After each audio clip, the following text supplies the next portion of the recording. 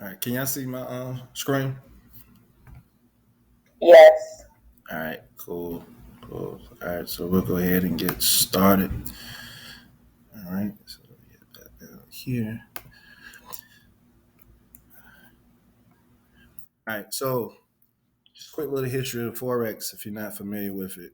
All right, so forex has been around. It's not a scam. A lot of people think it's a scam. They get mixed up with the multi-level marketing companies that have started out. Typically with the multi-level marketing companies, they are basically want you to use some form of an indicator.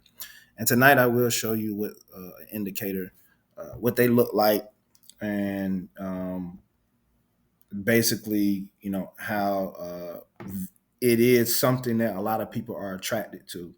And the reason why people are attracted to indicators or things that help them get into a trade, out of a trade with ease. A lot of people work. A lot of people are busy.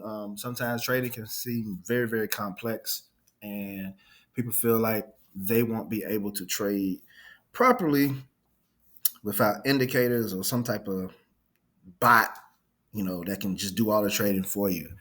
All right. So that's very, very appealing. However, remember, anything that has a low entry to barrier typically has one of the highest failure rates. So I'm going to go ahead and tell you 95% of traders fail. But the 95%, the reason why they fail is due to psychology. All right. And so tonight we won't cover that. And I typically do not like to cover mindset in the earlier stages because it's useless. The reason why it's useless is because you don't have any skin in the game. There's no reason for me. It's almost like me teaching you about anger management when you're not angry. It doesn't do anything. We can talk about anger management all day, but until I spit in your face or I do something that was disrespectful, and now you hot and angry, all that can go out the window, right? So, in order for me to really truly teach you guys about mindset, which we will get to later on in a couple weeks, it's going to be based off of you actually taking live trades or some of you be taking demo trades, and you'll start seeing that your psychology, your emotions are involved because now real capital is on the line. And some of you have already witnessed that already if you invest. So if you invest and you've definitely been in crypto, you know how crazy that is emotionally. So you already got a feel of the psychology of things, even with that. So if you do, yes, it's going to be easier for you to now understand the mindset. It's because you get a taste of it. So that's how that would flow. But yeah, like I said, Forex is not new. It's been around. Babylonians, even before that. Okay. So it was really truly more of a barter system back then. All right. But then the true exchange concept came in Amsterdam. All right. So that's how that came about. Now, to make things better, gold coins were adopted. It was an easier medium of exchange. However, if you think about it, gold also created a situation where it became dangerous. Okay, so what does that mean? Well, back then, before they even had the coins, so to speak, I mean, they had to carry around like the physical gold, right? And that was very dangerous. If you notice, Wells Fargo logo has the wagons and the horse, all right. And so back then, that's how they used to transport silver and gold, but they also had to have protective riders that rode with them because they would get raided. So just like in the sea, you have pirates. And a lot of people don't know for real. Pirates actually still exist. It's crazy, right? In modern times, they still have pirates that take over ships and try to rob them, right? And then some of you seen Brinks, the guys that go around and pick up the money from stores or deliver to the banks, and you see that they got heavily armed guards and all that type of stuff, right? So gold became, when you dealing with that, it became a issue, all right? It became a safety hazard for you to be carrying around gold.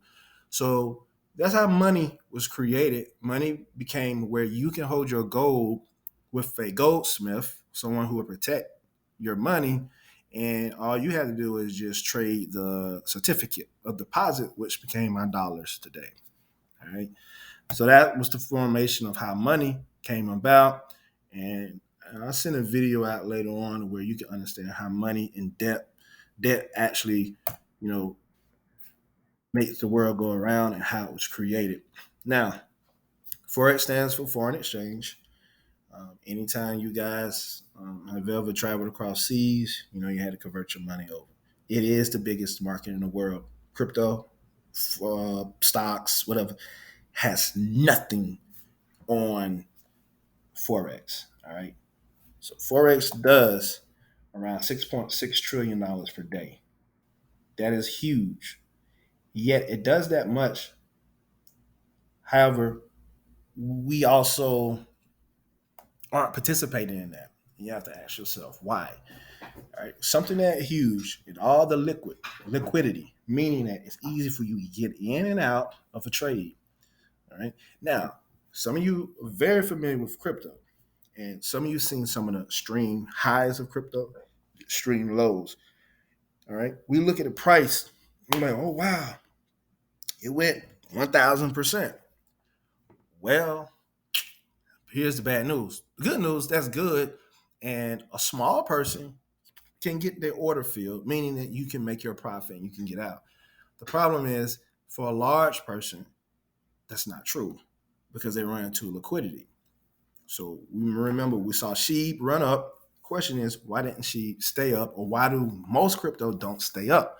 It's because we have a liquidity issue right now. Until regulation is fully adopted, we need trillions and billions that's sitting on the sideline to come into the market. And so what that does is it stabilizes the market. So Forex is stabilized by nations, banks, their central banks. Okay. So you have central banks, and then within outside of central banks, you have corporations. So you got people like Coca-Cola. They got businesses all over the world. McDonald's got business all over the world. Well, everybody doesn't operate in a dollar.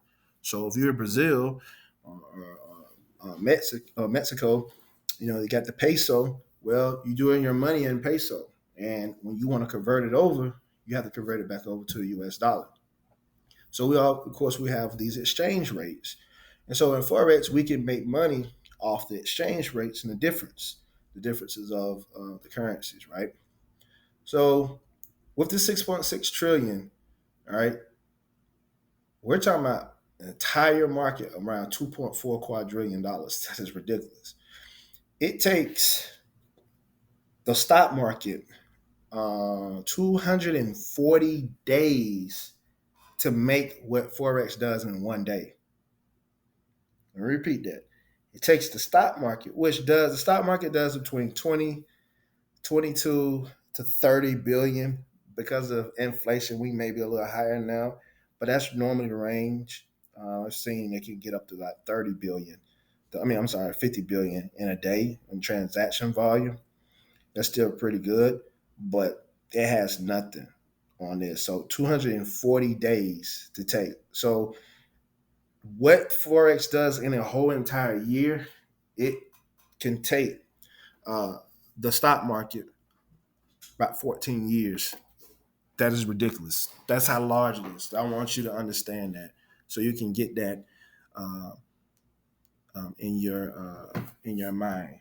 All right, and I'm going to show you a comparison of uh, dollar amount that is done in seconds.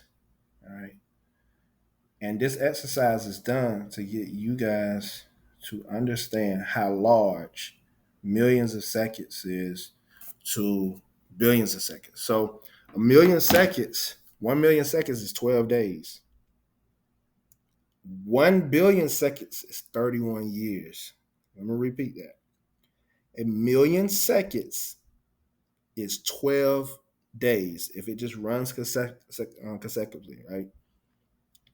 But a billion seconds is 31 years. A trillion seconds is 31,688 years. Right now on the screen, we see that it reached 6.6 trillion. And it's higher now because this is based off of April 2019. We have inflation. It has got as high as $8 trillion per day based off of inflated numbers. So if a trillion seconds, 1 trillion seconds is 31,688 years, that puts in perspective what trillion is. And I like to do that exercise to show you guys that when we think of a million, we like, yeah, that's a lot of money. And then when you think of a billion, yeah, we're like, yeah, hey, that is definitely a lot of money. And then you get the trillion, that's a whole nother ball game, right? So that's huge. So we should be able to make money off of that. All right. So you got central banks, they're your governments, all right? They got to regulate the national currency. Simple as that. Okay. You have to. Uh, a central bank cannot let their currency get to a certain level. They have to do things to help regulate it. Okay, they have to stabilize it. So what does this mean? It gives us opportunities that we can follow what they're trying to do. Okay, so a lot of things is going on with that for them to do that. Okay, they got to set the interest rates and all that. So that's macro. So over the coming weeks, we also start learning about fundamentals. You gotta understand the fundamentals, meaning that when the jobs reports come out, if the US dollar is not as strong, that is an opportunity for us. If the US dollar is strong, it is. The euro interest rates was just raised for the first time since 2016. That is a fundamental thing that we can learn. And so you'll be able to learn about those things and how it affects the markets. Great thing about Forex is that there's no CEO. So it's not based off a company going bankrupt or a company doing something, wrong in the market and the participants are not responding well to it. Like Ford. Ford is about to do a crazy massive layoff, right? So that's going to affect something down the line with Ford, right? Well, Forex is you're trading an entire economy. So that's a little bit better, right? And it gives you an opportunity to where you can make money going up, down, or even sideways. Right? So there's an example of monetary policy. You got the Bank of Japan. All right. Reason why Japan is important. Why? Because they're export nation, meaning that they export their goods out to other nations, and they do it at a cheap rate. Okay. They have a working class that they want to keep employed through having cheap services, products and services. So what does that mean? If something is cheap, that means you can get what? More volume of it, right? So the Bank of Japan wants to keep their currency fairly decent in relation to other currencies because people want to do what? Business with them. Okay. So what they're going to do is they're going to work hard to keep it like that. Okay. Okay. Let's move to the next. All right. Okay. Retail versus institution. Now, retail, they call us dumb money. Institutions, they call them smart money. Now, don't think of dumb as like dumb dumb. You know what I'm saying? It's just that they're in the know and we're not. So that's how they look at it. All right. So it's institutions versus retail traders. All right. Now, retail traders, we really don't make up a big. We can't move the market. That's why with crypto you hear all these great things. All right. Great news, huge news. You would think that the thing would just be skyrocketing with all your friends, everybody buying, buying, buying. No, you're insignificant with price movement. You do not move. That's why we're going to go over the banker strategy. They're the only ones that can move the market. And essentially, with the banker strategy, what we're really going to learn is just supply and demand. That's it. And you will take this supply and demand, and you will understand it throughout everything, from your business, from your just out in the regular market, the jobs, and in all markets financially, you will understand supply and demand. And you will never get another argument with anyone else about whether it's the president or whatever that's affecting the prices of gas and all that stuff. You would just understand the concept of supply and demand. And you were able to what? Capitalize and say, hey, while y'all are arguing over gas and oil, I'm going to make money on gas and oil by trading them in the market. So you'll be able to do that. So institutions, your pension plans, 401ks, all that, those are institutions. Those are your um, basically that type of money is pulled together, and that's what moves markets. All right, and then of course you got bigger players above the institutions, which are what we call, so it's something called commercial and non-commercial, and then retail. Okay, non-commercial means like your Coca-Colas, your McDonald's, and all those. They do trade in forex. A lot of people don't know that. All major Fortune 500 companies do. Why? Because a lot of them have international businesses, and guess what? They do hedge, meaning that if they see something in the market, they would be able to capitalize off it. Warren Buffett was very good at doing that when he saw that the Swiss franc was in position to um, be very, very, what do you call it, profitable. Okay, he saw that the U.S. dollar was about to get hit, the stock market get hit. He put over a couple $1 billion, and he was able to double his money by rolling it into. So yes, you can do that. Also, you can trade forex without exchanges. That's a little bit deeper down the road. That means that you're buying outright. You can buy it with your bank. You can do that. You don't need leverage. That is what Warren Buffett did. He did not use leverage, so he would not blow his account. He actually owned it outright. Now, a lot of y'all already trade forex and you don't even know it. If you trade crypto, you already traded forex and you don't know it. You're coming out of your US dollar and you're getting into Bitcoin, Litecoin, XRP, Tailcoin, whatever. That is what you're doing. All right. However, if that does actually the value of that currency goes down, it's because your U.S. currency is going up and stronger. Okay, and then if if your U.S. dollar depletes in value, your crypto goes up in value. So I'll show you that over the chart as well too. All right. Now, forex banking trading strategy. All right, we're going to identify the likeliest price levels for the banks to open and close their positions based on supply and demand. That's it. Banks control the majority of the shares of forex daily volume. So when they move, the market moves. Remember that. People like, oh, good news came out. The market moved. No, no, no, no, no, no, no, no, no. You think it's the news. The news is designed to get the participants there. You ever notice that when good news comes out, stuff be dropping? You be like, wait a minute, this is great news. Why is it dropping? It's because they need what? Liquidity, meaning that they need you to come to the market so they who can sell to you. Why? Because they are too large to get all of their bags filled at one price point. So when we go look at a chart in a few minutes, you're gonna see all over the price, all over the chart, you're gonna see a lot of price movement. Okay, this is done so that they can get their bags filled. So if we follow how the banks move, we ourselves are able to capitalize off of that. And guess what? You're gonna learn that you really don't want to be that big in this particular market. Why? Because you want your bags to be filled. So it's good that if you as an individual trader can make $30,000 in a month. Now that's the string. I'm just giving you an example. It's because guess what? A big institution,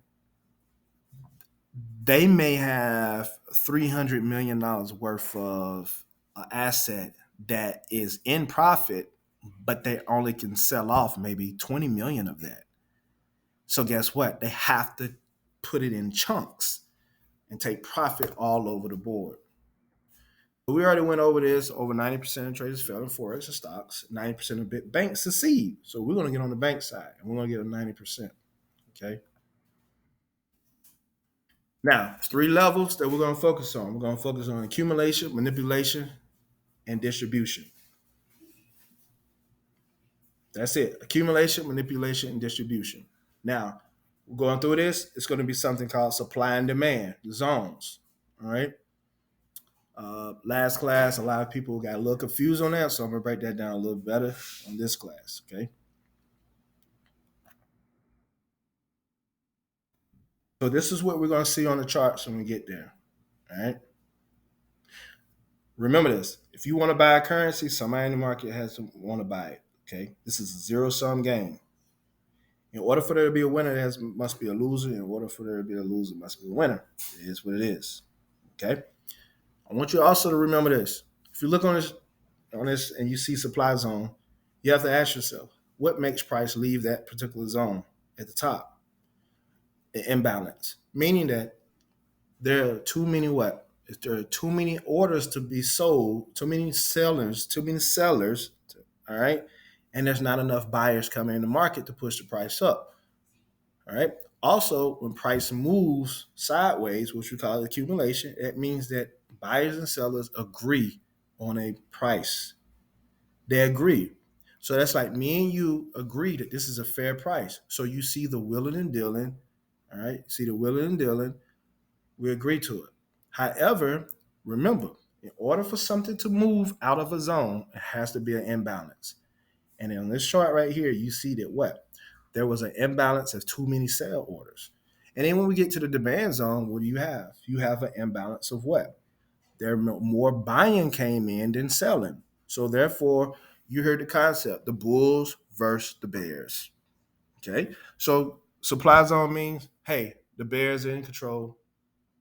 Once it break, the bears won that. Once it breaks the demand zone going up, the bulls came in and saved the day.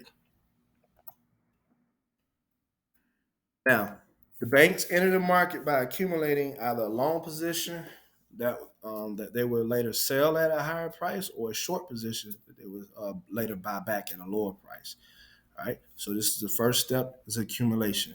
Now I'm gonna go ahead and get out of this, and we're going straight on to the chart. We're going to get this started. All right, and we're gonna go over to the U.S. dollar, Canadian dollar. So hold on, bear with me right quick. Hold on. Trying to get in, or they were trying to join a class. Is it too late to join? Oh no, it's not. Where uh are they? Um, are they trying to go on the website? I'm not sure. D, I guess you just tell them to register via the website, and they should be able to get in. Yeah, and then go ahead and send them that passcode if you got it. The 844498. But they still can join, and like I said, they still get the recording. They still be added in. So I mean, it's still the same thing, unless they literally just wanted to act something live. But they still can get in. All right. So we're gonna go here to the chart. I'm on a U.S. dollar, Canadian dollar, right? And on this chart, I'm sorry, not the U.S. dollar, Canadian dollar. She said, "I'm sorry, Eric." You She fine. said it doesn't allow new registers. Let me see something. I guess there's no option for them to. Yeah, check. No. Tell her to check with them. They got to make sure that it's the 20th. I mean, what is the day? Yeah, is the day 20? Yeah, make sure it's the 20th. A lot of people. Let me see. I see what it did. Yeah, it doesn't allow I you got it. to. Yeah, It says that there's no classes even when you I got it. I see check the 20th. Gotcha. Let's see.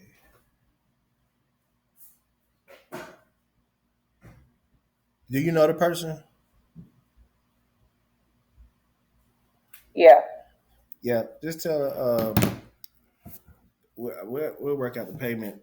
Um, Afterwards, I just sent her invoice or something. But go ahead and send her over the link, and then the passcode to get in.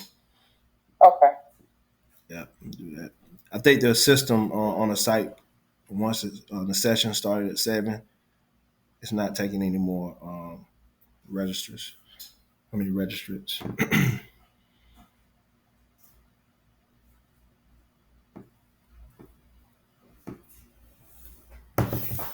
All right, let me see something. Okay, let's get back. All right, so okay, this is the Euro uh, USD, and I'm gonna go over this trade of today, so you can see and get an understanding for supply and demand. So we're gonna get right into it. Okay, now on this chart, if you look right here, what do you notice? All right, remember, we want to see accumulation. All right, this was accumulation, meaning this was a fair area where the buyers and sellers agreed on a price. Now, I want to show you something. When you see price just dropping, or when you see price just going up, like right over here, this price just going up, that means. I can't see where you're pointing to. Am I the only one? Oh, I'm sorry. No, I can't see either. All right, now I'm sorry. I was. There you go. Okay, there we go. Glad y'all said something. Gotcha. Okay, here we go. All right, so we see price just dropping, dropping, dropping.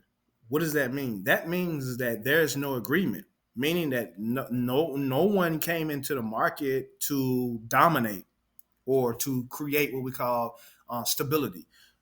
That's a better word instead of saying dominate. Why is right now the bears are dominating? That means selling pressure is just so heavy. Once again, only thing that can move anything out of a zone, it has to be a bigger player, which is an institution, bank, or in crypto is a whale. So price drops, drops, drops, but then all of a sudden we found an area where price moving sideways. What is this? This is an accumulation zone, meaning that they are now finding who. Now look, if I'm an institution, I'm selling, well then who's going to buy? You, or possibly other what? Non-commercial players. This could be Walmart. It could be you never know. Okay, this is Euro USD. They may need, hey, I need a bunch of euros to go do this. I need this and that. It's a lot of hedging going on. You never know what nation wants to lend out. Hey, I want to lend out some euros to such and such. It's a lot going on behind the scenes. We don't care. All we know is there is a lot of sideways movement, meaning that they have found an equal amount of buyers and sellers. Now, it's not going to be perfect. Okay, you're going to have some little, it's going to look like it's going up, down, but overall, within this particular zone, we see, sorry, I'm supposed to be looking at this one. In this zone right here, we see that there are a lot of sideways movement. So what we want to do is we want to label this or mark it off, so I say, as a zone. Now, I'm going to do a bar replay too, so we can knock all this stuff off. All right, now let's go back onto a higher time. Let's go back to the bit screen. All right, and we're just going to drag this all the way across. So what does this represent? This is a supply zone. Why is it supply zone? It's only supply zones because what? Price dropped out of it. This is it. Okay, now watch this. If price did this and came up here, well, what would this be? We would label this as a demand zone. But did it do that? Nope. So it's not a demand zone at all. Remember, demand means that price went bullish or up. Price was, so let's look at the D. The D, think of drag. Something dragging up. Okay, if that helps you. Supply, sell. The S is for sell. Okay. So this is not a demand zone. So what happens is people automatically label this when you're not supposed to. If we didn't see this drop, this would just be accumulation until it does something. All right. And I'm going to show y'all today how I made the $749 on my big account. Okay. Now, here we go. This is, I didn't mean to do that. I meant to put this back. This is supply. Because price broke out of the supply zone. This means now the banks are willing and dealing, and then that they're hitting the sell. Okay. Remember, they're the only ones that can push the market. Price pushes down. And what we're going to do is this. All right. What we're going to do is we're going to wait for price to come back. Now I'm showing you one strategy, right? So yes, can you trade coming back up in here? Yes, you can. But this is what we call the conservative, very, very conservative, safe approach, meaning that you're doing nothing. You see all this drop, you're doing nothing. You're going to wait till price comes back into the zone and then breaks again before you take it to the downside. Okay. Now, if you're new to Forex, we can make money going up or down. All right. So I'll show you all that, right? Okay. Supply zone. We're going to hit the play button.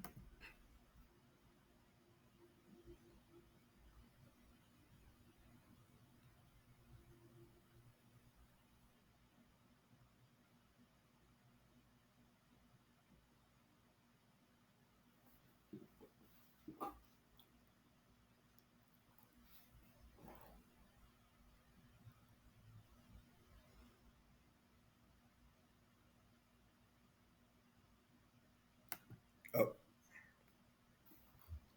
I went a little too far. That's okay. I'm going to go ahead and end it. It'll be fine. So y'all can get the gist. All right. So price came back into the what? Supply zone. Why did it drop again? Because this was a recent area where there was a lot of selling pressure that came out of. So what we can expect our bias to be is that this is an area where, once again, the banks had what? Unfulfilled orders.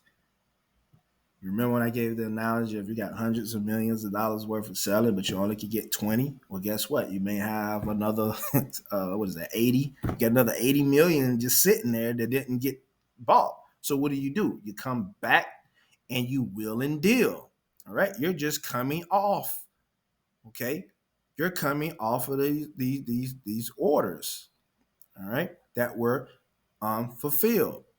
Well, what unfulfilled orders? The ones that came out of here. This drop, yes, they're profiting. Okay, this is the drop. They're profiting from this. All right, they push it down. They're taking more off. See, as it going down, they're taking a lot of profit. Okay. Now, once again, we hit what? Another area where price moves sideways. For the most part, right in here. What happened? This is now a demand zone. The banks are back at it again. Okay. This is a demand zone. Now, what are they doing? They're pushing the market back up here, but they're also are closing out all these orders that was initiated here. All right. They're getting the rest of it off. Okay. They got enough of it right here. But what they're doing is they're taking it at different levels. Okay. This is all you see. Every candle on this chart is just a representation of a footprint of the big banks. And that is it. We are insignificant, but they collect our liquidity at different price points over time. Okay. So we're like, think of it like an elephant, right? They're like the elephant, and we're like ants. And y'all remember what happened with the GameStop? The ants coordinated and took the whales down. That's how that was happening. But the ants and the financial market don't work together a lot. It got so bad that they was gonna try to pass a law to make it illegal for us to work together. Now, ain't that something? It's crazy, right? They got upset because we did what they did to us, which is basically trap us and take our liquidity and our money. So part of this forest group is to help coordinate. Now, I'm not looking for us to coordinate to be able to move price. I'm looking for us to coordinate to be able to see various moving parts of the market, because now you got hundreds of eyes on various different assets that you can mark up, you can post in the group, all right, and then now we can take advantage of it, right? So that's one of the purposes of doing that. Now, demand zone, it broke out. We came back up into the supply. So this is the trade that I took today. And I'm going to go back and I'm going to walk you through that particular trade. All right, let's move this out of the way. All right, so this is what we saw earlier today. All right. Immediately, we knew that this was an area where the institutions were selling. You say, well, Eric, if they're selling, who's buying? Dumb money. Dumb money likes to buy tops. Dumb money likes to sell bottoms. Smart money likes to sell tops. Smart money likes to buy bottoms. Here we go. Smart money, sell tops. Dumb money, buys tops. Smart money,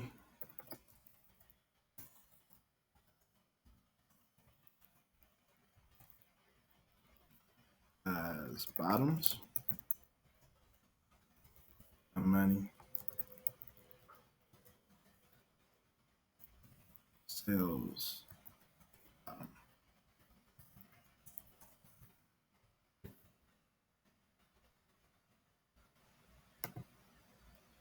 Remember this concept. So even in crypto, as the markets go lower, people ask like, they'll be like, how, like, why you ain't sell when Bitcoin's at 40,000, but you're gonna sell when it's at 17,000? And a lot of people really can't answer that question. I'm like, damn, I don't, man, because I thought it was gonna go lower. They're like, but why you didn't sell when you was already up? You get what see how the psychology works with that. It's like that's why they call us dumb or smart money. It's because we think totally different, right? So in this box right here, if they're selling, who is buying? The dumb money is buying right now. So guess what happens? The smart money only sells enough based off the volume that's within that particular box or the liquidity. They know that if they unleash a bigger sell order, it's going to do what? Move the market out of the box. Remember, nothing can move the market out of the box until the liquidity is an imbalance. I mean, the orders are imbalance. It has to be an imbalance. So this is what we call equilibrium. All right, it's just a little tug and war back and forth. There's a little bit of a strength, a little bit not. It's just going back and forth, back and forth. Now watch this. I hate when I do that. I be going too fast. All right. All right. Today we had a sell stop order at that blue line, meaning that once price breaks there, our order is automatically executed. I was in the bed, I was asleep, I woke up, I was already in profit. On my small account, it had already closed out my position, but my bigger account was still a little bit running because I had a deeper target on it. And then I went on ahead and closed that for $749, right? Well, what happened? What do? We said to ourselves, we're going to bracket it, okay? If we break above, we're looking to go long. If we break below, we're looking to get short. That's it. There's nothing to do. You be like, well, Eric, can you trade inside if you want to? But that ain't what we're doing. That is that you getting ping pong all over the place. I need a direction. Remember, nothing can move the market outside of this zone but a big player. So therefore, we get it. We're activated. We're in the trade. How do you know where to take position at, Eric? Go back to market structure.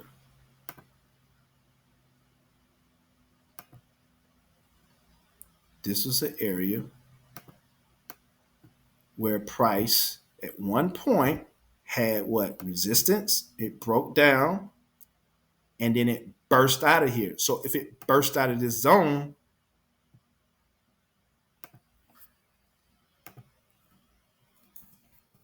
it's a demand zone as well. Okay. And as we go through it, you're going to start seeing everything that we're seeing, right? All right. Now check this out. This is demand zone. So what do we expect out of this zone? We expect for price to then come back up into what? This is supply zone. At first, it wasn't nothing. We don't know what it is.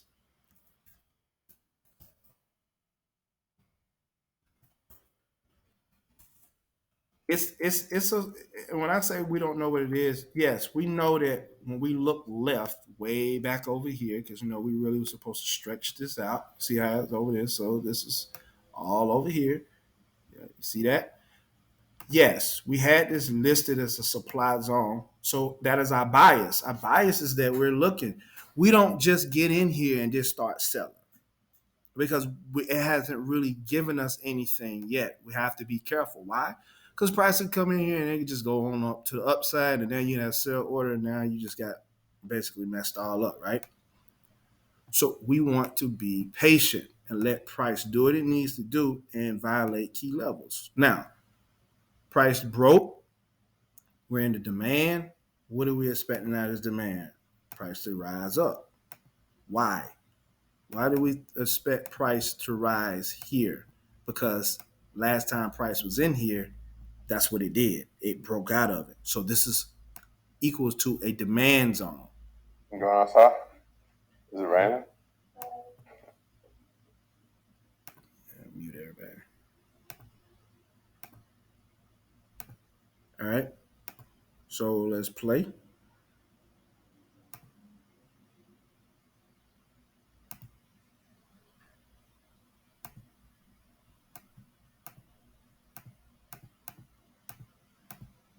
What happened? See that? Price is back where? Inside of the supply zone. So with that, you're going to be looking for what? The bias is now that I'm looking for selling because it's back in this area. Down here, you was looking for what? Buying because it was in what? A demand zone again. So up here, you're looking for selling. Why? Remember, institutions still got orders down here, okay? And then what happens? In order for a price to move out of a zone, that means something big came in down here and bought. Well, if they bought, who sold to them? And I would explain that in a whole nother session so you can understand the dynamics of buying and selling and who's doing what. Okay, so just bear with me. Demand, supply, watch price.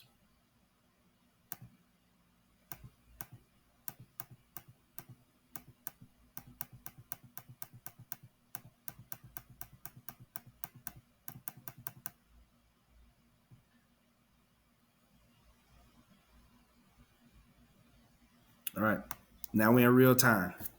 Okay, now we're in real time.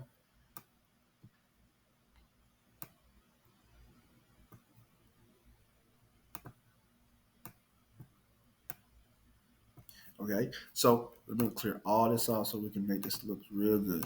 All right, so now that we're in real time, this is what we're working with. We know that this area right here is a demand zone, meaning that Last time price was in this area, it broke to the upside. So what we would be looking for is for price to come back into this particular zone, and we're looking for price to go higher based off of this. Okay, that is how these zones work. Is because it leaves footprints. Okay, it leaves footprints all over the chart. Now, you look to your left here. Remember, this was an area of a footprint. Okay. Now, even right here, look at this right here. What do you notice at this level right here? Look at this level, and I'm going to mark it off. You'll be able to see. And let me drag it all the way across.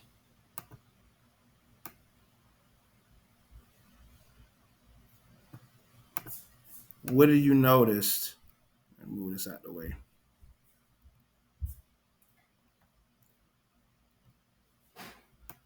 What do you notice with this? So I'm gonna put it right here. Right? Price what? Moved around, broke out, came back up in, drop, came back here, drop. All right. Now we fight our way back up, came up, did what? Drop. Right. Now that we done blew through this, all right, and we came back, and now we're back in here again and drop. So what does this mean? This means that this area is a area where it's a area of heavy sell pressure. This is a key level. So when we look on the chart, it simply means that there's a lot of orders that are being executed and filled to push price down. We get orders here, we get orders there, we get orders there. But who's collecting these orders? All right, bigger player, order here, order there. Finally, we break out.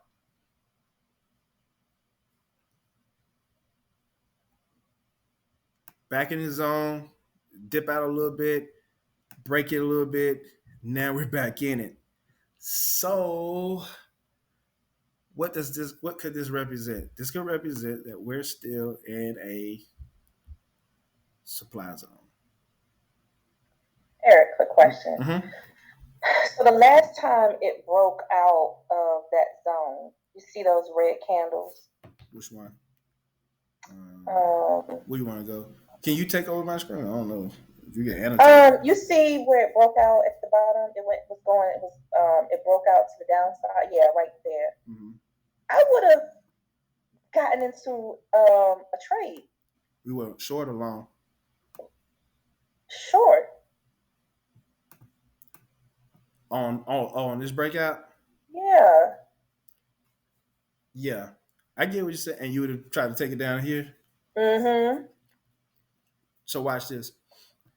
All right, so even if you did take it out, the rule is for your stop loss is to have it above the structure. So it's supposed to be up here. Right there. Now here's the problem. You be like, wow, that's too long. That's too far. So that means that the risk reward is just it's not good, right? So typically when someone sees a trade like this to get in and then come down here, of course you're gonna have to change your stop loss just because your reward is just so close to structure. It is so close. Is it really even worth it on this break? So let's see, break. You would have been up 19 pips before being pulled back, and now you're in a negative. Let's see if you get down here to structure. That's pretty decent, 46 pips. So even if you did take this trade right on the breakout, in fact, where would you want to put your stop loss? Probably back up at the line, yeah, right there. Right here? Down. Where it broke out at. Like right here? No. Oh, right here? Yeah. Oh, so you got stop loss would have got hit. Yeah. Yeah, you would have got stomped out. So But you remember you were in profit pretty good, so you Yeah. could have moved your stop loss into profit, or for Yeah. you could have just moved in at break even. And guys, if you're new on here, we'll explain all what we're talking about. She's more of a seasoned trader, so it's going to sound like what are they talking about? But we will go over all that. So just remember, this is not like a one class thing. You're just on your own. Like, nah, we'll do multiple ones, and it doesn't cost you more, money. So everything is already baked in. So yeah, so you would have the stop loss would have got hit, which is fine. Um, you trading your trade plan. For me, I would have. So here's the thing you have to look at, and since you're more advanced, you will understand this one. Let's move this out of the way. You, I would have traded the Fibonacci zones. So you would have known. You guys don't worry about this. This is advanced stuff, but you're gonna get it. All right, it's the Fibonacci retracement zone. So for me, of course, I would have tried to get in trade a little earlier, but I would have traded to this the 70% zone, and this zone is still intact. It still is intact. But here's the thing: it was hit. So you see all this right here. Mhm. That is structure, and your targets were hit. It just now depends on where you would have had your true target inside of the zone. So, for me, I always take the tip of the zone because of stuff like this. See how we get in and then we out? I rarely take it deep into the zone. So, technically, you probably would have been okay. Probably, targets would have been hit. Um, so, it's not a bad trade if you think about it. So, we all know that just because your stop loss, and that's the one thing too, guys. When we say stop loss, that means it's a protective stop. All right. So I'm going to walk you through that. So if she decides she wants to take the trade, she wants to take this to this area, we have a measurement tool that we use to determine how many pips. All right. In Forex, everything is about a pip. All right. It's the smallest movement in price. All right. You don't have to do all the calculation of that. We got a tool that I just used. I'll show y'all guys in other videos how you can use. So she can get 25 pips. Okay. Now, what does she want to risk? She may say, I only want to risk losing 20. So her stop loss is going to be right there. All right. So right now, currently, if she was in the trade, she had break even right now. She had break even if she got in right here. She's at break even. Why? Because price is right here. It's hovering now. She was in profit. All right, up 25 pips if she did a dollar lot size. So matter of fact, we'll just go over some of that right now so you guys understand in Forex what a pip is and how much is it worth. Okay, so in Forex we use lot sizes. Right? So called lot sizes. Now, and I think I can do this. Let me do this. So in our lot sizes,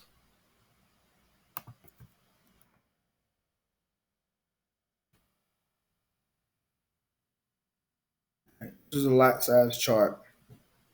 You have a standard, mini, micro, and nano. Don't worry about the nano. Nobody will use a nano. All right. So let's go back to the chart, and you would see exactly what this would look like. Okay. So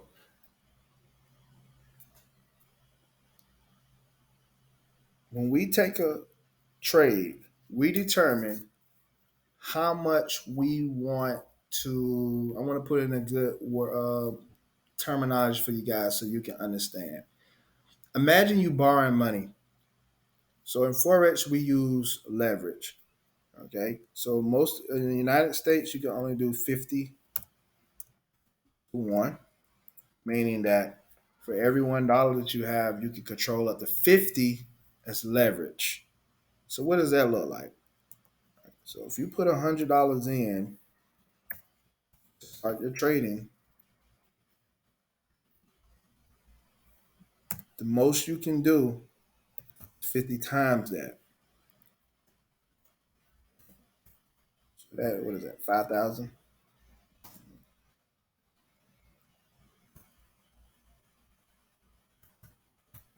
Right. So you can control $5,000 in the market.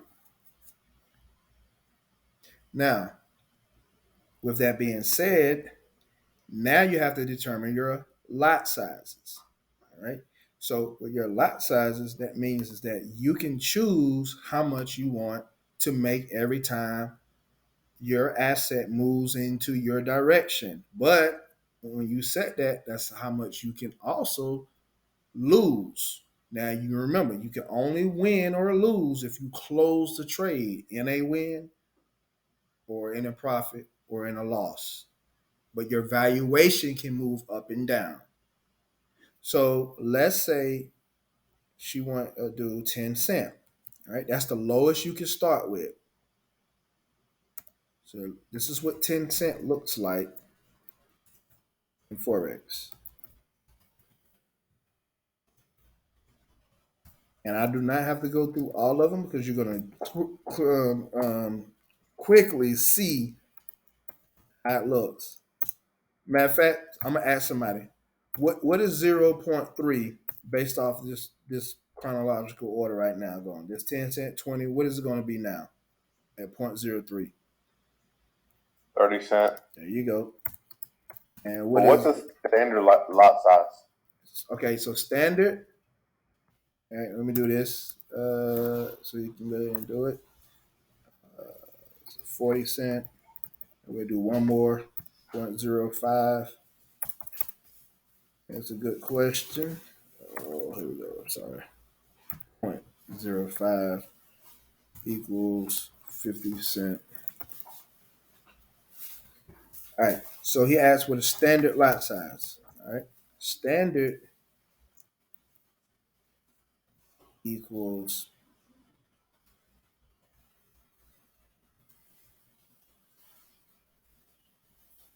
$10. All right.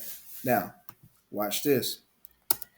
10 cent is actually,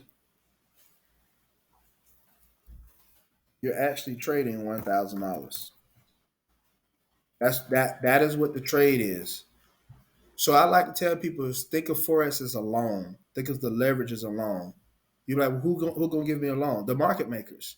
They're spotting you. That's why it's called a spot market. They're giving you the money. You don't actually get the $1,000 in your account. All right. So if she has $100 in her account, remember she can only go up to what? 5,000 because she only got a 50 to 1. So then you're gonna see how this looks. All right. We don't do this math when we're trading. All this stuff is already baked in and done for you. You don't. I mean, I did the same thing. So you're gonna see this, and it's gonna all come together. I know it can seem a little confusing. All right. So look, for her, if she only had. I'm going to hit this. Right.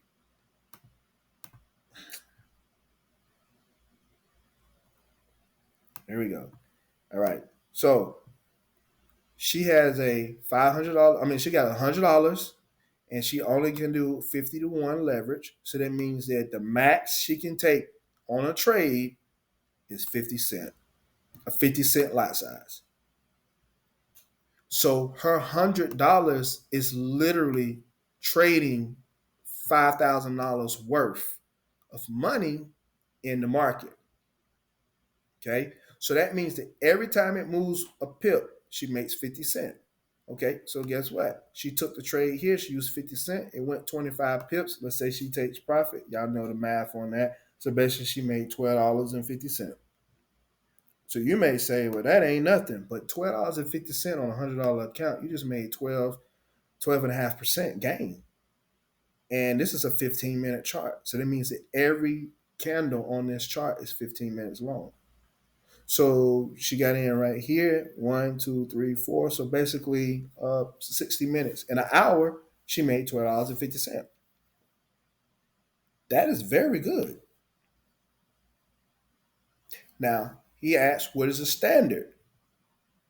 It's $10 per pip, which means you are actually trading $100,000.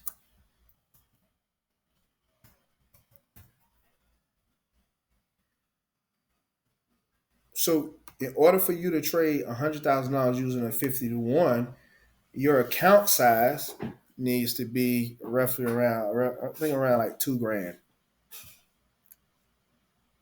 Let me make sure that's right for you to be able to do that.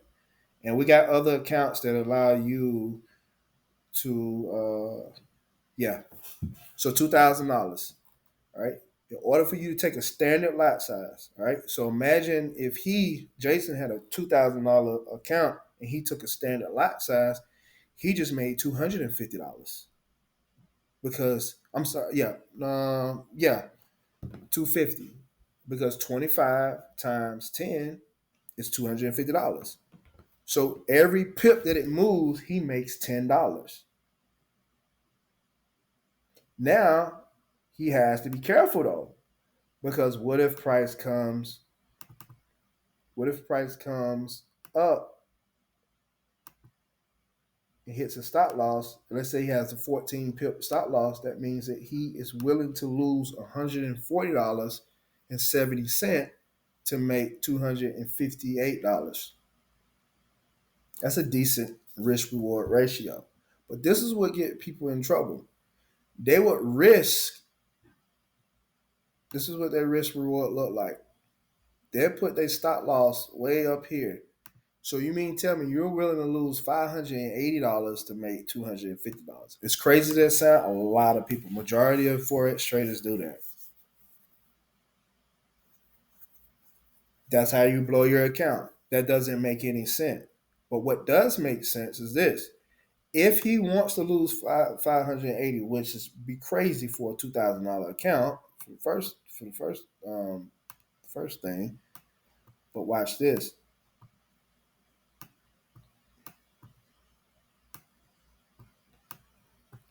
This looks better. 326 pips. So what he's saying is that I'm willing to lose $580 to make basically $3,260.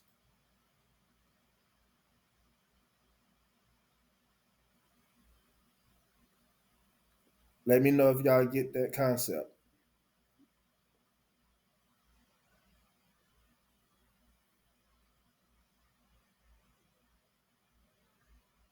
I want everybody to ask questions if you don't, so we can make sure everybody on the same page. So in this example right here, his risk reward is 1 to 5. So for every $580 that he risks, he could potentially make 5 times that, right? So he can make $3,265. That's pretty decent.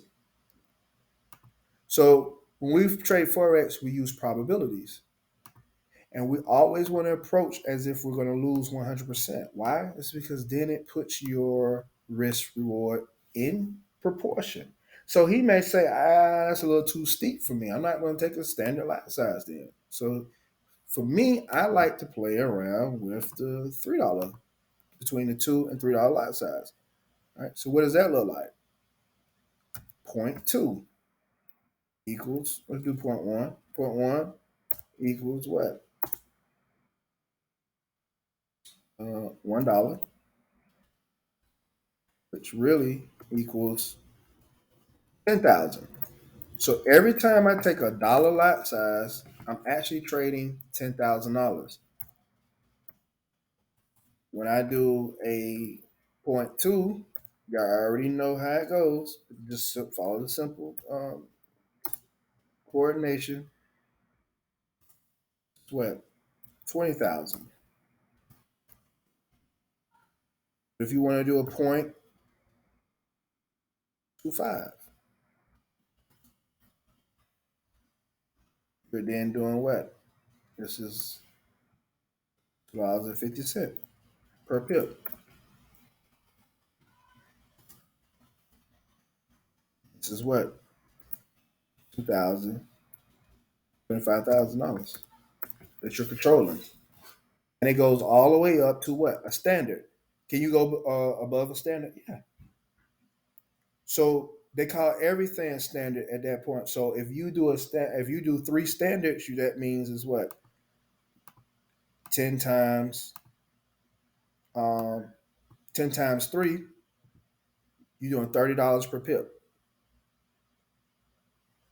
which means you're controlling $300,000 worth of money in the market.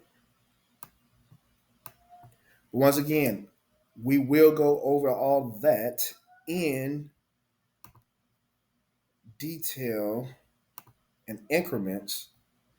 But my main objective tonight is to show you that there is opportunity for you guys to make money in the markets by understanding where the market makers, the big banks, are at,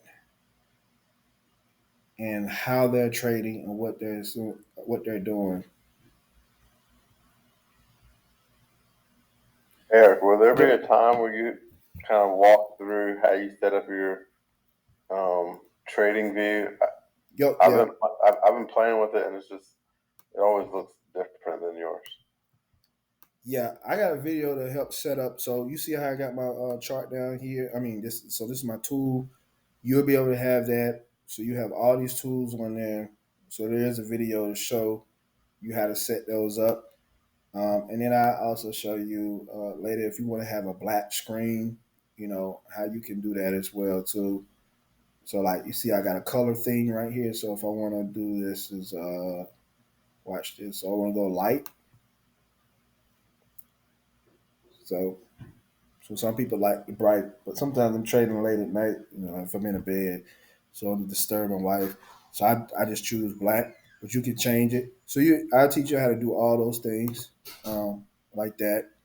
I don't know why they got my lines on here, but I don't know those lines. And I can take those off as well too. I'm gonna show you how to do all that.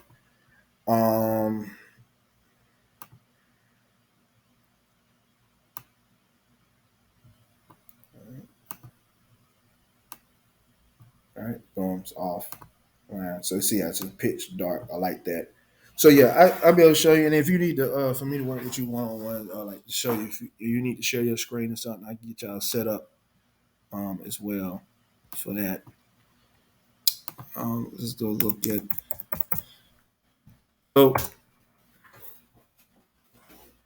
Forex, when you look at a chart, you're gonna see you have the U.S. dollar, you have the Canadian dollar.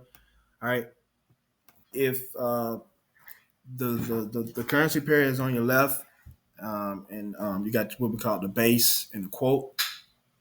All right, so in this situation right here, whenever you see green, that means it's the U.S. dollar. So if the U.S. dollar is on the left, that means it's going to represent all bullish movement on the chart.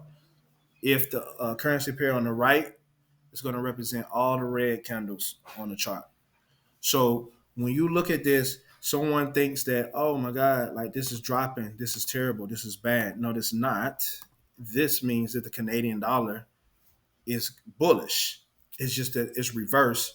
This is because our dollar is the main, it's the foundation, it's the base. All right, so it sets the tone. If we were in Canada and they were looking at their charts or whatever, theirs will be CAD USD.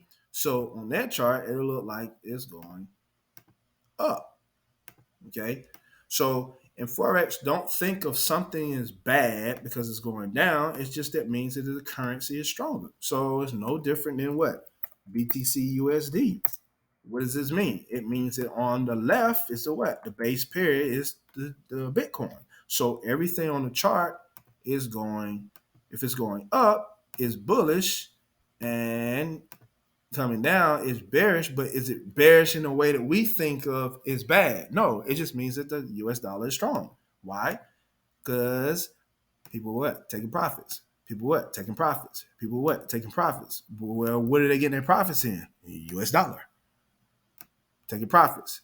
US dollar. You know what I'm saying? And then guess what? If somebody's buying here, what are they leaving out of? The US dollar into what? Bitcoin. So that's why Bitcoin goes up. So you once you get in here, you really understand Forex. You're gonna understand crypto a lot better, and you're not gonna look at it like a stock. And that's what messes a lot of people up. They look at the valuation from that. It's like, no, you really got to understand how currencies work. And once you see is that it's a wide range. All right. There's no such thing as oversold and overbought in Forex. That is a stock metrics. All right. So people think, well, it's overbought, oversold. Like, no. Here, something can keep going on up, and it's in oversold territory for months. Okay, so that's not like how it works, right?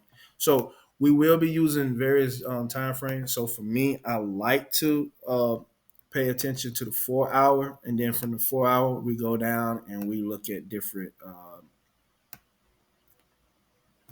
time zones, right? So what I'm gonna do for you tonight is that I'm just gonna go ahead and mark off the zones, just based like we're actually trading, and we're gonna do analysis, and we can cap it off, and I can open up for questions. All right, this is the area of resistance. Price had a hard time breaking from here. So the first things first, we'll mark off the zones. All right, so this is US dollar, Canadian dollar. You know what? Let's do this. I want y'all to see the euro, and here's the reason why. Because now you're going to understand where we use our sentiment report. All right. Before we start any trade, we want to go check the sentiment. Right now, the sentiment is 63% are long, only 37% are short. What we do is we have to play a probability numbers game. 27 people on this call. If all 27 play the lottery, and it's just all 27 people, that's it. No other people. Just 27 people play the lottery. And if all of us won, did any of us really win? No, we'd be at break even. We played $1, we get $1 back. We played $10, we get $10 back. But if 28, somebody just jumped back on, it's 28 people played the lottery and 3 won and 25 lost, who just funded the 3 winners? The 25. So in this game, you have to understand, in order for the winners to truly get paid, there has to be more losers. So if you get that in your head off rip, you understand that, hey, this is a zero-sum game. In order for the minority to really win, we need the majority to lose. This is not a game based off majority winning. It has to be an imbalance. And that's why we play on the banker side. They understand that. So you clearly see what? 63% are long. Then if 63% are long,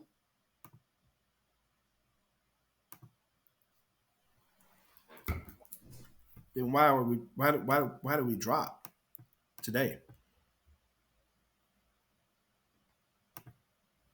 We came up here and we dropped 117 pips.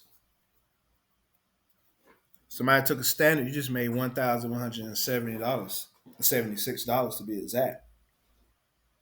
Why? What did you do? Your first things first, probability game. Where are the traders? Did something just change? Yeah, I think I did. Hold on.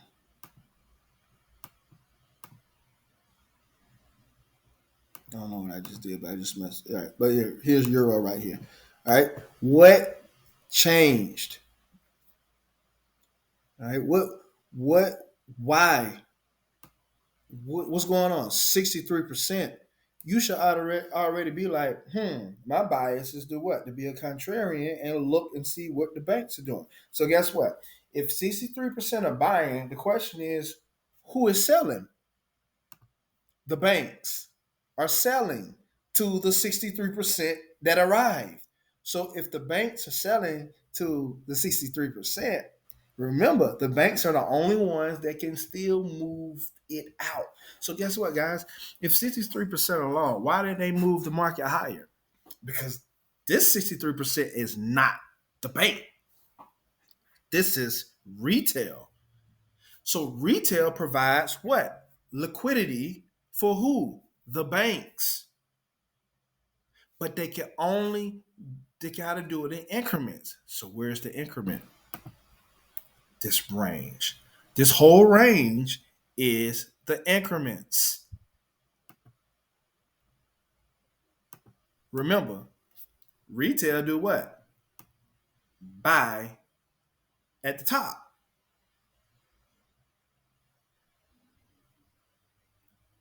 And who sells at the top? Banks, smart money.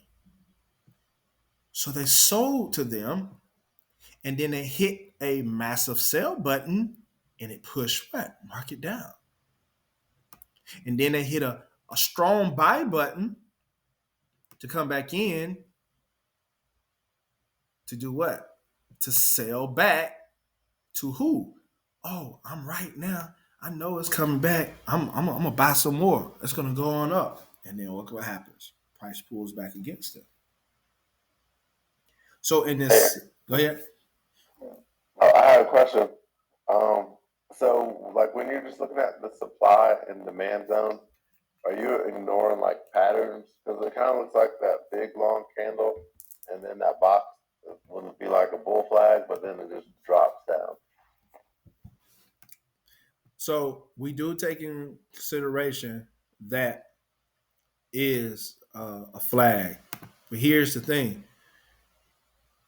you only supposed to trade a true breakout and retest of that. So we would have never took it. So this would have failed. So this is what it would have been. All right. We did this. All right. So y'all see this like a flag. All right. So this is the pole, the little line. So this is what we're talking about. And it is we call this advanced, but it really ain't advanced. By the time y'all really get in, y'all get this. You set this down right here. All right. And this is the target to the upside. And we'll have like a little box here. And we'll say that, hey, if price breaks out of that box to the upside, this is the target. Okay. Now that target still is valid. It's just that for right now, no, because this whole structure hasn't been eliminated. All right. So it's still valid. It's just no longer a bull flag. I'm sorry, if it violates, if this area gets wiped out, this is no longer a bull flag. But it still can be considered a play to the upside. It's just like I said, no longer a flag pattern. So to answer your question, like yeah, you can see something, you can mark it up, but if you trade it correctly, you'll quickly see that it wasn't tradable. It didn't do anything for you to trade it.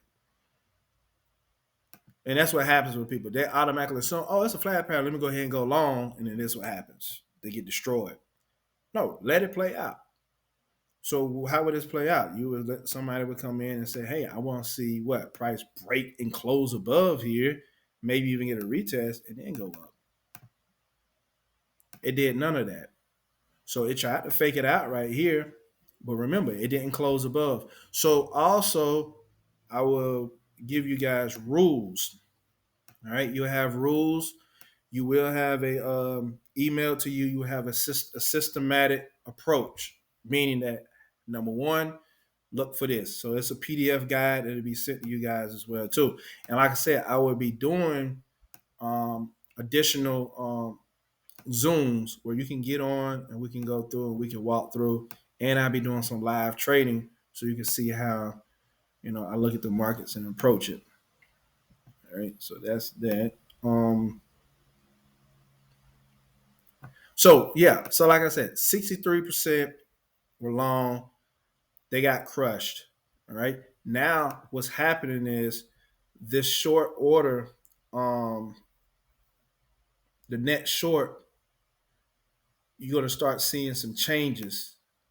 All right, as we move up. All right. So what does this mean? So it said 21%, the shorts grew 21%, and the longs lost 19% for longs. So when I see something like this, it further lets me know that eventually the longs are going to be correct. Now that's one thing I want to explain. When you're looking at stuff like this, they call us dumb money, but in reality, we are smart. We're just ahead of our time, if that makes sense. So this is going to go long, just not right now, but it will. And what's going to happen is that you're going to see this number of shorts are going to get bigger, and then the longs are going to get shorter. And what that's going to do is that's going to what's that's going to do is it's going to shift the sentiment to where now a lot of people are going to be short, and then we're going to be going long. And I look at one more, and let's see one we haven't even looked at. Let's do the Euro CHF Euro. All right, so we're on the 30-minute. And what did it say it was doing? Euro CHF. All right, so 69% are long, only 31% short.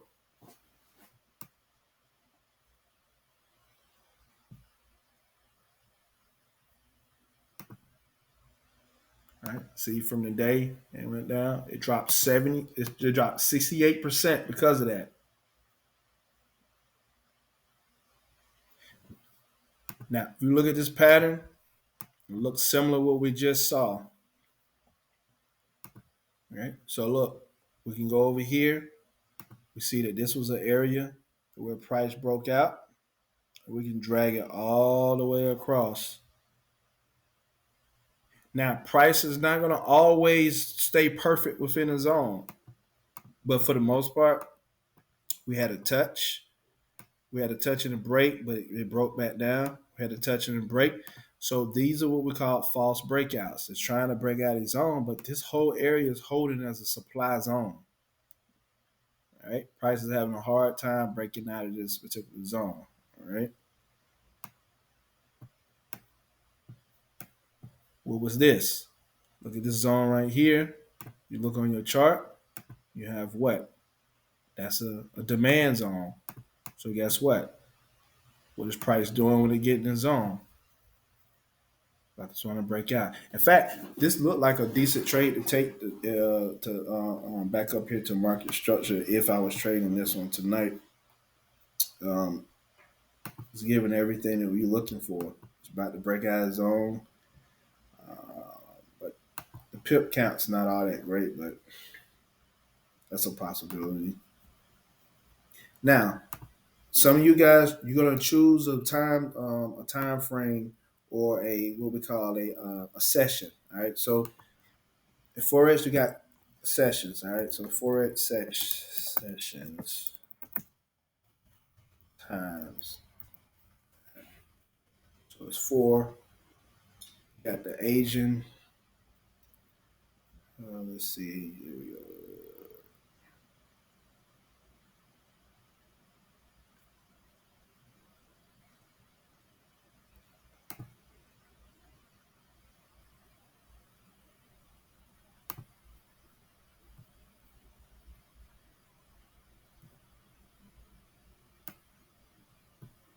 All right. So right now we're in the Sydney. It opens at 4 o'clock.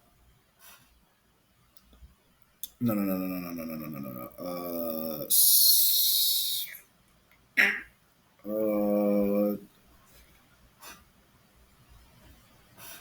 6. All right, 6 p.m. because this is summer. So 6 p.m. So we're in Sydney right now and Tokyo. All right. So this is called Asia. So we call Tokyo Asian. So this sessions. All right. So over there in their world, it's like 8 or 9 in the morning. They're going to work. They're doing everything right. So their sessions are in. People working. Their central banks. They're doing all that stuff. This time is really a time where we really don't take trades, but people, if you want to, you can. So forex is 24 5.5 ish, meaning that from Sunday at I believe it's like 5 o'clock, 5 o'clock Sunday to 5 o'clock Friday, the forex market's open 24 hours. So if you want to trade at 3 in the morning, you can. 6 in the morning, you can. However, we trade the London and the New York mainly. So the New York open at 8 o'clock in the morning all the way to 5, and the London is open from 3 a.m. to 12 p.m. So typically we have a crossover, meaning that while the New York and London are open, so between 8 and 10 a.m., we have two of the largest markets in the world are open at the same time. So we typically like to trade the London and New York session, and I don't take no more trades after 10 if I'm using best practice. Sometimes I get careless like I did today and I just start trading because I see something. But you can choose a time frame. And if you don't see any setups for you to trade in your times, you don't do it. So, like I said, I looked over here. I'm like, man, I may take this trade. Technically, I shouldn't even be trading right now. This is not my zone. But for you, you may find a good pair that does well around this time. So if you get off work, then you have an opportunity. A lot of you can't trade in the stock market because it's right there in the middle of your work schedule. So it's a little difficult for you. All right. But with this, you can wake up at 6 in the morning and you can trade from 6 to 7 or 6 to 7. I'm sorry, from 6 to 7:30 or 8 or whatever. You can execute this on your phone, your trades. I'll show you an MT4, how you can connect the app and all the other stuff. So all that stuff will be coming. But yeah, so you got four different zones. So right now we got the Asian and the Sydney is open, and at let's see, so at 3 in the morning you will have the London and Asian will be open for 1 hour. Now, this from 4 a.m. to 3 a.m. There isn't a lot of action, but I never wait during that time. But every now and then, when I look back at my chart, I'm like, wow, they went crazy at 3 or 4 in the morning. It's a lot of volume because that's one of the two largest set countries, not countries, but largest exchanges in the world. All right, but like I said, for the most part, I stick between 7 a.m. to 10 a.m. Sometimes I stretch it out to 11 if a trade is still going, but I can stay within that range. And staying within that range, you can find a lot of opportunity. And I can show you on a chart. Uh, let's do this. All right, so let's go back to U.S. dollar, Canadian dollar. All right, we're in the market, and all right, right here it says 6 o'clock, 6:30. All right, so around 6 in the morning, um, this thing played out, and look how many pips it moved when it did that. All right, it moved up about 52 pips. So this is what it would have looked like.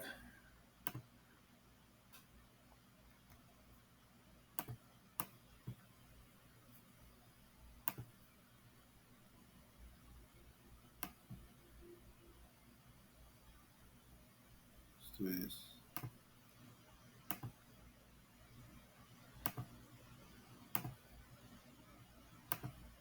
All right, you would have seen that we're in this zone right here, and you would have looked, check, see what's going on. You like shoot 66% along, 34% short. Well, this is a little late because we're, so this wouldn't have been in the morning. So of course the numbers could have been a little bit off. But look, you got these two levels right here. So what you can say is that you want to see this range uh, broken, right? And if anything, you only trade it back to market structure, which we will go over all that. Um, but like I said, this don't look like it will be that great of a setup. But I'm just go ahead and play it. So I don't know if I would have actually took these trades, to be honest. Let's do this.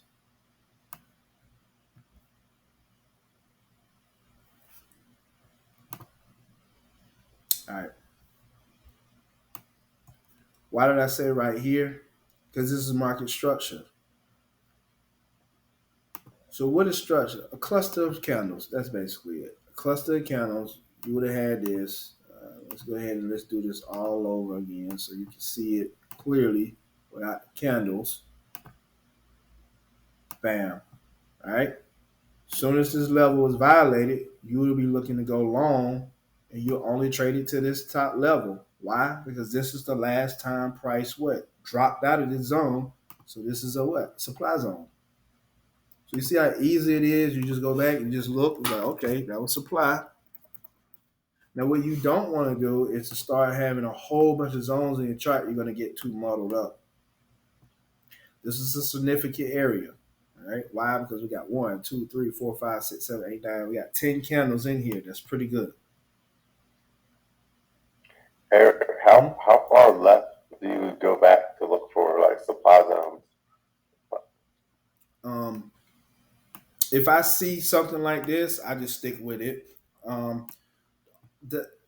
So the rule of thumb is you only go back far if let me see if I can find you an example. Like if you got an open C, let me see, what an open C would look like.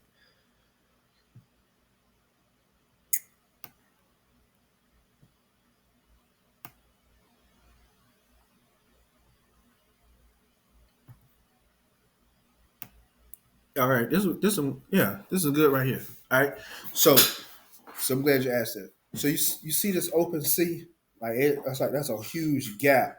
So if you didn't ask me that, I probably wouldn't have zoomed out. So that is a good thing that you can do is that you want to zoom out like that, like this, so you can see. But you clearly see that this area is a lot of structure over here. So we would have had this level that showed that this is a demand zone.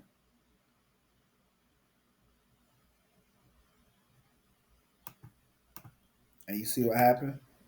Price came into the demand zone and found demand and created a double bottom and pushed out. So you possibly could have found buying opportunities within this zone based off of already previously you seen that this would happen. So what a lot of traders do that want to be what we call very, very, very patient, they use this method of they allow price to move but this takes a lot of patience. And when I say a lot, there are traders out there, but they trade so large though, right? They see this breakout, they put their zone, they don't do no trading until it comes back into that zone. So you see all this time, that's a long time. So this from July 5th. Yep, from July 5th all the way up to now.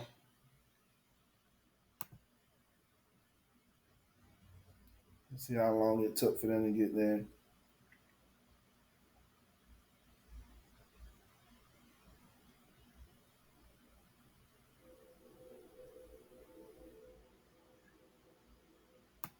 Now it's crazy. Now they're in the trade because it came down here. So this is what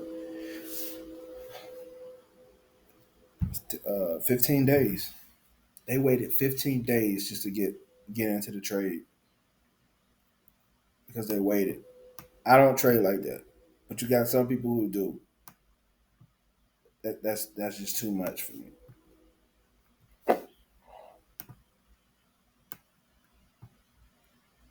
Look, watch this. Same concept.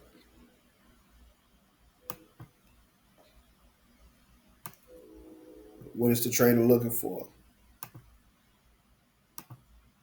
For price to come back up here. So they don't do nothing. They just wait.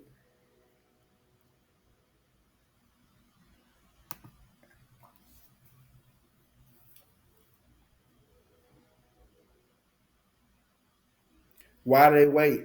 Because they know the banks still have orders up there. And they know price eventually will come back to pick those orders up. So they just sit there with the banks. This takes a lot of patience that I don't have, but somebody can master it. Surely you can.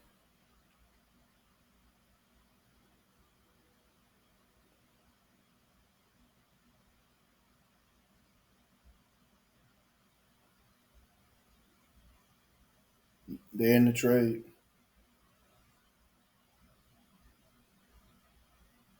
And what is their bias?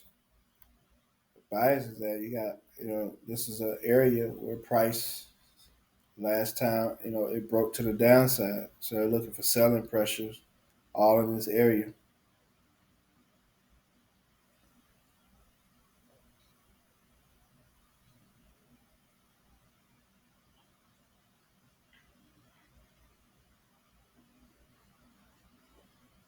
So when you look at market structure, it's basically you looking at footprints of where big money has visited, where it possibly can go come again, etc. I'm not gonna sit here and watch the whole thing, but you get the gist of that.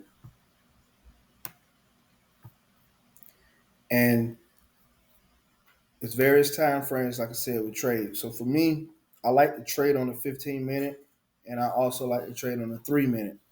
So I go on a 15 minute chart and I look for setups. But if I want to enter, I look at the 3 minute chart and I go down that low. So that's for me, but everybody else is different. I like the 3 minute. I just found a lot of opportunity on the 3 minute. Now, when most people start out trading, this is what they get into. They start having a whole bunch of indicators because they think it's going to get them an edge. Yeah, maybe, maybe not, but this is what it's going to start looking like.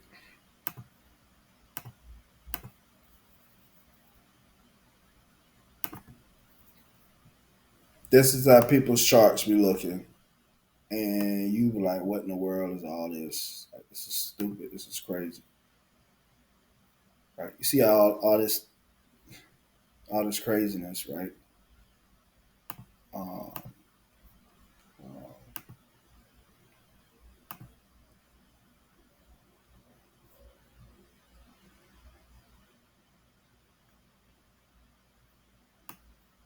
so yeah, you see all this stuff on here. You be like, "Oh my God, what is all this?" So this is how new traders. It looks terrible, right? So this doesn't look good at all. So you're like, what is all this? So that's why we want to teach you how to trade what we call naked charts, meaning that there's no indicators on here, there's no all the craziness going on. Now I will teach you how to use some of these indicators to help you with the trade further, but for the most part, you should be able to look at a chart without all the indicators on there and be able to mark them up. So what we want to work on mainly for the next couple of weeks, if you guys identifying just support and resistance level. This is a resistance, meaning that price turn around at the top, and this is support.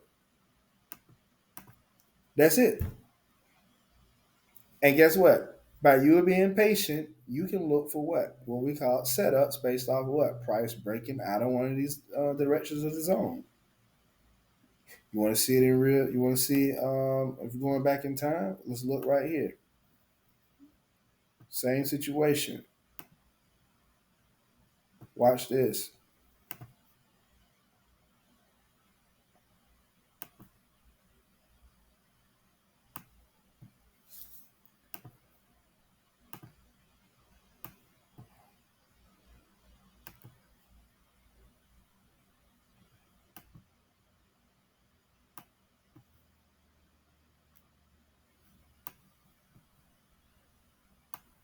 All right, in real time. You would have been in here before the little break, but guess what? We marked off this zone. What do we want to see? We want to see if it breaks to the downside. We're going to take it down to this level right here. It's the last major little area of market little structure. What's our profit target? You can measure from the break on down 30 pips. Somebody on the call tell me how many pips they want to, what their lot size want to be. We go from 10 cents all the way up to $10. What y'all want to do? 30 cents. All right, so we're gonna do 30 cents. All right, so and we're gonna put our stop loss above here.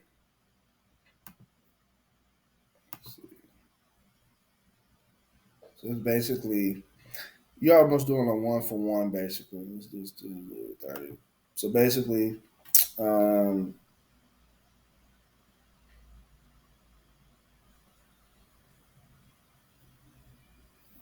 you're risking $9 to make $9. So if you did a larger lot size, would it be any different? Or it's just going to be the same, just bigger numbers? Yep. So if you did $1, you'd be $30 to lose $30. If you did, oh, gotcha. Yeah. So if you did $5 lot size, you risking 1.8. Now you don't have to have your stop loss up there. You can put stop loss back there and say, shoot, yeah. You can say, hey, you can do this. You say, hey, I'm willing to. Let's say you want to do a standard lot size. I'm willing to lose $80 to make $300. That's really good. It's just that when your stop loss is this close, can you get a little action and get whipped out? You want to be careful of that. But you may see that, hey, I'm good. I trust this. I want to take this trade. We back up in market structure. What do? We broke. We got to retest. Retesting in what? Market structure. Mm-hmm.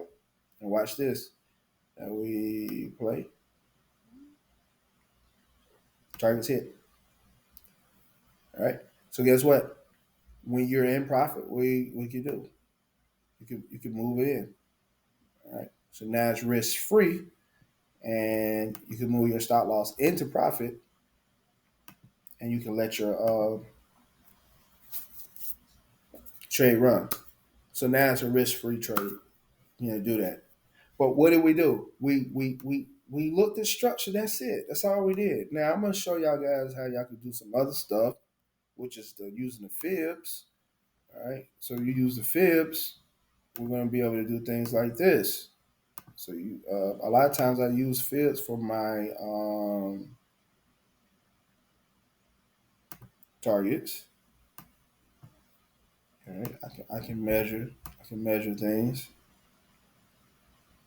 So I can do something like this. Okay, that's enough. All right. And then you can do this.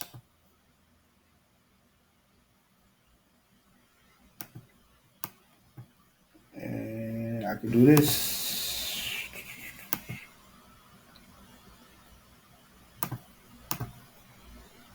All right. So all I did was use my fibs, in which we will teach you this. How to get out of this?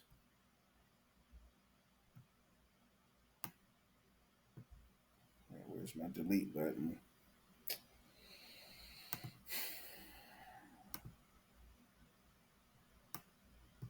It is. All right. So let's see how this works.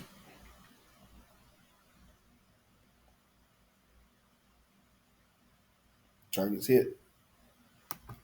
All I did was measure. All right, I measured this to that, and it gave me my downside targets. So both of them was hit. So I will be able to show you guys that too.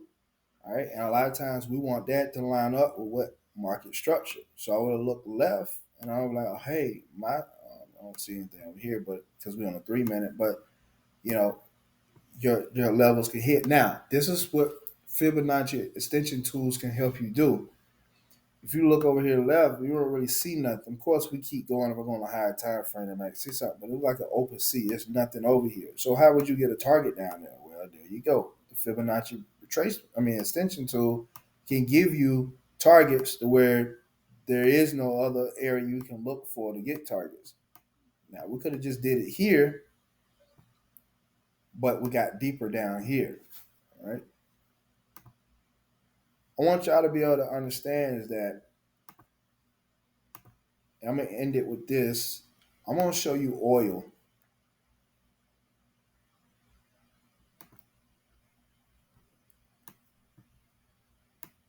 on the monthly. It's a WTI.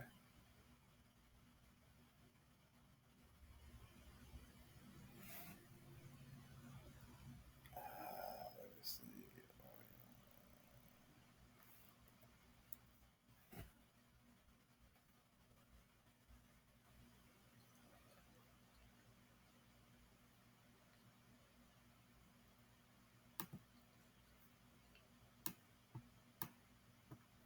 It's not it. Let's try this one.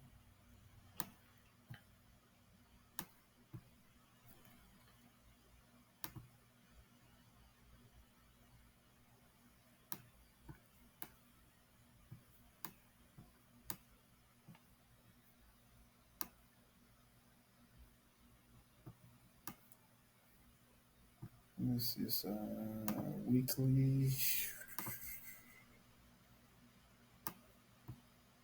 log. That's not what I want. Let's be U.S. oil. US oil.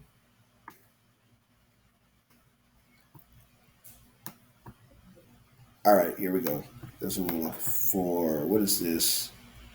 All right, so I'm on a weekly chart. Let me show you how powerful in it, and I can answer any questions. I don't want to go too deep, too over time. All right, so we got oil, we got this drop. What are we gonna do? We're gonna use a Fibonacci retracement tool. We're gonna look for anything that comes back to 70, between the 61 and 78 retracement level.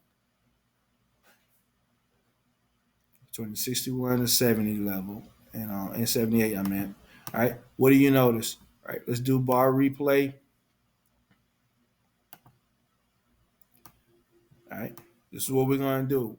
We're looking at the eyes of the banks. They're big time. All right, they go big. Now watch this. If I would have told you guys that based off this impulse, that oil will be going down to lower than $3, you would say that it's Armageddon. You would say that the world is ended. There's no way. You would say there's no way that oil will go this low. And I will agree that there is no way.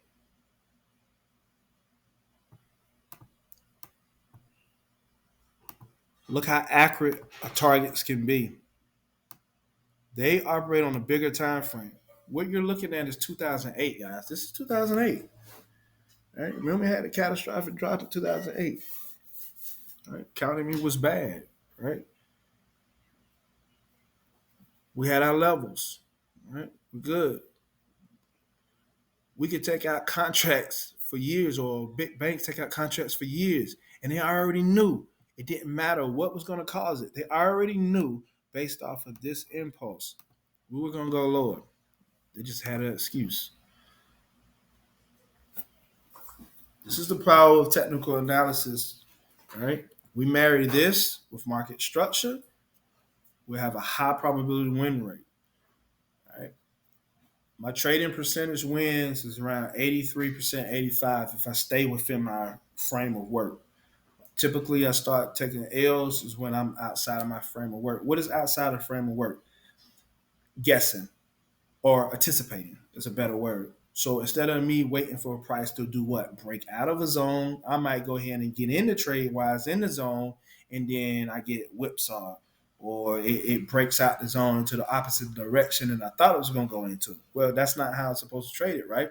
I'm supposed to wait for it to break out of a zone for me to enter the trade. And there's two ways you can do it. You either take the breakout or you wait for a retest of the breakout. That's it. There's nothing else to debate about it. So with trading, everything is clear cut. Is if it does A, then I do B. If it does B, then I do C. It's no, oh, well, let me just jump to C.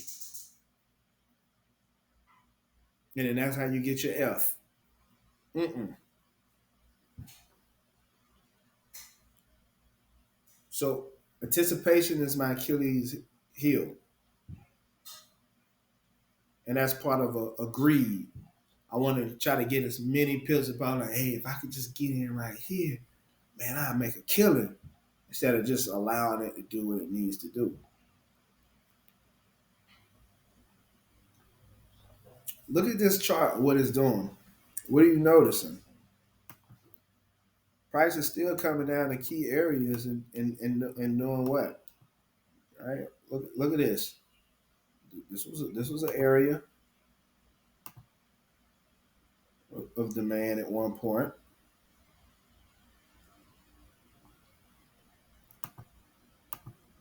And price broke below it. Now it's back in it.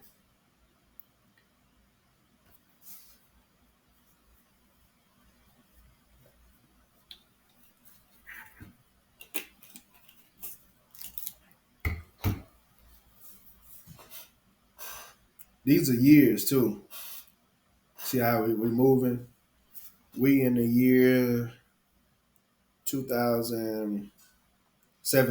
We're in 2017 right now. But look how long things are playing out. Now I'm not saying I don't trade oil. The closest I trade to oil is the U.S. dollar, Canadian dollar, because the Canadian dollar is an oil producing nation. Uh, I mean, not Canadian dollar, but Canada is. So that's the only thing. I ain't gonna be sitting here forever. I'm gonna go ahead and stop it. It'll show. All right, bam. Look what happened. It went to 30 cents. So if I told y'all oil was gonna go below $3, I would have said that we're Armageddon, like something crazy happened in the world, but we did. That was the coronavirus. Coronavirus took it down in there. 30 cents. 30 cents. But imagine all the contracts that were open in Forex and futures on this. And they can take contracts out for a couple of years. It was over 13,000 something pips. So if somebody got in here correctly, and you can hold your Forex positions for a while too. So you have a fee, like a swap fee. It could be anywhere from like 20 cents to 30 cents per day. So what that means is that a swap is it goes from session to session. So if you hold a forex pair from London to New York, and then from New York to Sydney, and then from Sydney to the Asian, they may get you for like $1 and some change per day doing that. But this thing moved 13,000 something pips. At that point, you wouldn't have cared. That's 130 grand made on a $2,000 account if somebody held, but I doubt a retailer would hold that long, but some of them do. But that's an extreme. But you see what's happening with that. All right, and then, like I said, here we go. We got another box. Question now is going to be: if it breaks low, we got our zones. This is the next area that we're looking for price to come to. Simple. Ain't nothing else to debate. If it breaks above here, you got this next area for it to get to. That's it. Nothing else to discuss.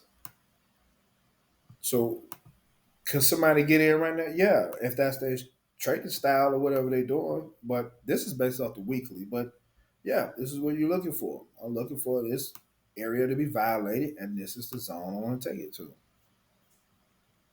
And if I were to trade this, I can set orders in place. There you go. That's a 2,704 pip drop. It's a decent amount of money that could be made there. Any questions?